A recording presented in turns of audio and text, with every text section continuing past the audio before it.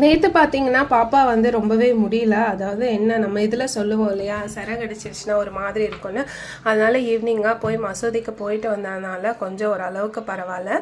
ஆனாலும் கிராங்கியாகவே தான் இருந்தால். அதுக்கப்புறம் காலையிலுக்கு பிரேக்ஃபாஸ்ட்டு நைட் ஃபுல்லாக தூங்கலை, எந்திரிக்கிறதுக்கு லேட் ஆனதுனால சிம்பிளாக வந்து வெள்ளை உப்புமா பண்ணிக்கலாம்னு சொல்லி தான் பண்ணிகிட்ருக்கேன். அதுக்கு டேஸ்ட்டு எப்படி பண்ணலான்னா, எண்ணெய் ஊற்றி கடுகு, உளுந்து, கடலைப்பருப்பு, வெங்காயம் நிறைய ஆட் பண்ணாத டேஸ்ட் நல்லாயிருக்கும்.